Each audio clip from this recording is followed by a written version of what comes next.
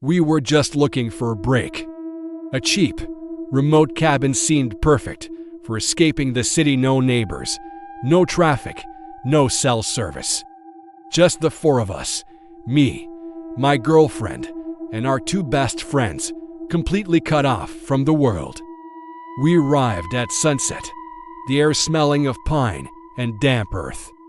Inside, the cabin was rustic and cozy, with a big stone fireplace. The owner left a note, a friendly reminder to lock up at night and stay close.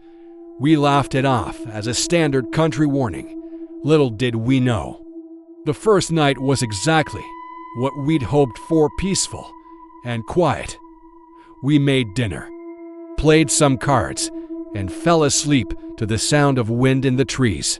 The second night, however, the peace shattered. My girlfriend and I were watching a movie when she suddenly muted it. "Did you hear that?" she whispered. I strained my ears, and there it was, a faint, slow, shuffling sound, footsteps, but they weren't coming from the hallway where our friends were sleeping. They were coming from directly above us. The problem was, the cabin was a single-story building. It had no second floor. We stared at the ceiling, frozen, as the sound moved from one end of the cabin to the other. Then, silence. I tried to dismiss it as the old house settling, but the explanation felt weak even to me.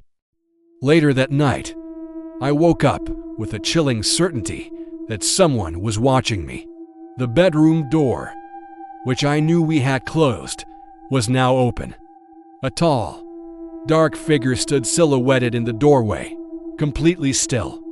I held my breath, terrified. Just as my girlfriend stirred beside me, the figure vanished and the door was closed again. The next morning, the sunlight made our fears feel foolish. But over breakfast, our friends admitted they'd heard strange things too.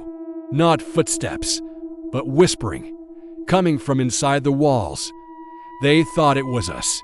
That night, we all decided to stay up together in the living room, lights off, just listening for hours. Nothing. We were starting to relax when the front door handle began to turn. Slowly and deliberately, we all saw it. It twisted, then stopped, and returned to its place. I grabbed a flashlight and threw the door open. The porch was empty. The long dirt road was undisturbed. We quickly locked the door and barricaded it with furniture. At 3 a.m., the whispering started.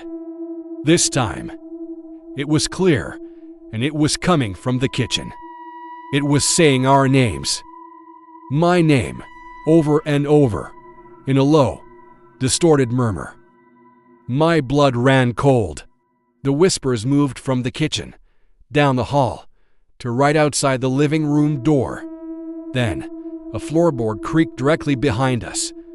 I whipped around with the flashlight. A figure stood in the corner of the room. It was unnaturally thin, with limbs bent at wrong angles.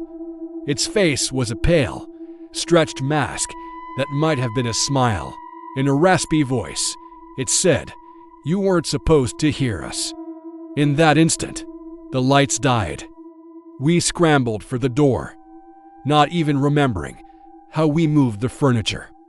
We just ran, branches scratching our faces as we sprinted down the dark road, not stopping until we hit the main highway, leaving everything behind.